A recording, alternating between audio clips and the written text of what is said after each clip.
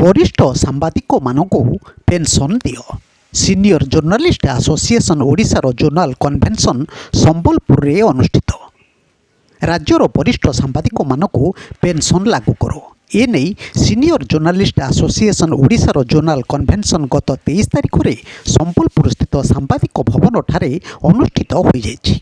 ଏହି କନଭେନସନରେ ପଶ୍ଚିମ ଓଡ଼ିଶାର ମୋଟ 7 ଗୋଟି ଜିଲ୍ଲାରୁ ବରିଷ୍ଠ ସାମ୍ବାଦିକମାନେ ଯୋଗ ଦେଇ ଓଡ଼ିଶାରେ ସାମ୍ବାଦିକ ପେନ୍ସନ୍ ଦାବିରେ ସମ୍ବଲପୁରରେ ଏହି ଆଞ୍ଚଳିକ ସ୍ତରୀୟ ସମ୍ମିଳନୀର ଆୟୋଜନ ହୋଇଥିଲା।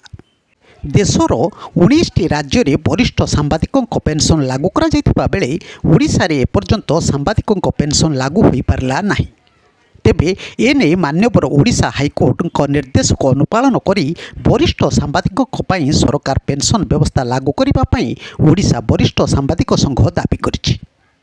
ଓଡ଼ିଶା ବରିଷ୍ଠ ସାମ୍ବାଦିକଙ୍କ ଆହ୍ୱାନ କ୍ରମେ ସମ୍ବଲପୁର ଜିଲ୍ଲା ସାମ୍ବାଦିକ ସଂଘର ସହଯୋଗରେ ସାମ୍ବାଦିକ ଭବନଠାରେ ବରିଷ୍ଠ ସାମ୍ବାଦିକମାନଙ୍କର ଏହି ଗୁରୁତ୍ୱପୂର୍ଣ୍ଣ ସମାବେଶ ଅନୁଷ୍ଠିତ ହୋଇଯାଇଛି। ସମ୍ବଲପୁର ଜିଲ୍ଲା ସାମ୍ବାଦିକ ସଂଘର ସଭାପତି ସୁଭାଷ ଚନ୍ଦ୍ର ପାଣିଗ୍ରାହୀଙ୍କ ଅଧ୍ୟକ୍ଷତାରେ ଅନୁଷ୍ଠିତ ଏହି ସମାବେଶରେ ବର୍ଷିଆନ ସାମ୍ବାଦିକ ଅର୍ଜୁନ ରଞ୍ଜନ ପଣ୍ଡା ମୁଖ୍ୟ ଅତିଥି ଭାବେ ଯୋଗ ଦେଇଥିଲେ। ଏହି ବୈଠକରେ ଓଡ଼ିଶା ବରିଷ୍ଠ ସାମ୍ବାଦିକ ସଂଘର ସଭାପତି କାହ୍ନୁଚରଣ ନନ୍ଦ, ଉପସଭାପତି ପ୍ରଦୀପ୍ତ ଚୌଧୁରୀ, ସାଧାରଣ ସମ୍ପାଦକ ଆଶୁତୋଷ ବେହେରା, ବରିଷ୍ଠ ଉପଦେଷ୍ଟା ଦେବେନ୍ଦ୍ର ସିଂ, ସାଂଗଠନିକ ସମ୍ପାଦକ ବିପ୍ଳବ ମହାନ୍ତି, ରାଜ୍ୟ କାର୍ଯ୍ୟକାରିଣୀ ସଦସ୍ୟ ଶ୍ରୀମତୀ ଦୀପ୍ତିମୟୀ କର, ଅମରେଶ୍ୱର ଦାସ, କୁନ୍ତଳା ବେହେରା ପ୍ରମୁଖ ଅତିଥି ଭାବେ ଯୋଗଦେଇ ବରିଷ୍ଠ ସାମ୍ବାଦିକମାନଙ୍କ ପାଇଁ ପେନ୍ସନ୍ ବ୍ୟବସ୍ଥା କେତେ ଜରୁରୀ ସେ ବିଷୟରେ ଆଲୋଚନା କରିଥିଲେ।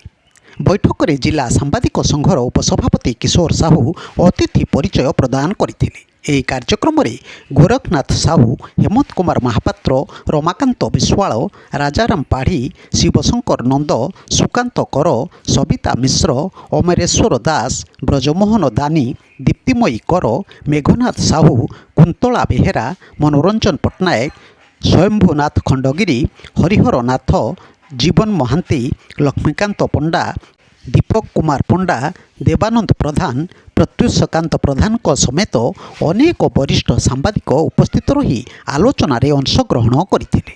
ବରିଷ୍ଠ ସାମ୍ବାଦିକମାନଙ୍କୁ ରାଜ୍ୟ ସରକାର ତୁରନ୍ତ ପେନ୍ସନ୍ ଯୋଗାଇ ଦେବା ପାଇଁ ବୈଠକରେ ଦାବି କରାଯାଇଥିଲା। ଭାରତବର୍ଷର 19 ଗୋଟି ରାଜ୍ୟରେ ସାମ୍ବାଦିକମାନଙ୍କ ପେନ୍ସନ୍ ବ୍ୟବସ୍ଥା ଲାଗୁ ହୋଇଥିବା ବେଳେ ଓଡ଼ିଶାରେ ସାମ୍ବାଦିକମାନଙ୍କୁ ଏହି ସୁବିଧା ନ ମିଳିବା ନେଇ ବୈଠକରେ ତୀବ୍ର ଅସନ୍ତୋଷ ପ୍ରକାଶ ପାଇଥିଲା।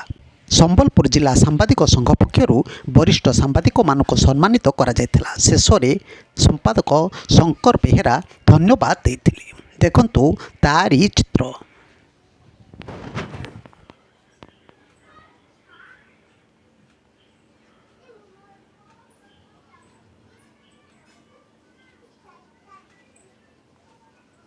ब्यूरो न्यूज ओडिशा कथा यूट्यूब चैनल को आपण मैंने देखुंती मतामत दिंतु, लाइक करंतु, सब्सक्राइब करंतु और शेयर करंतु।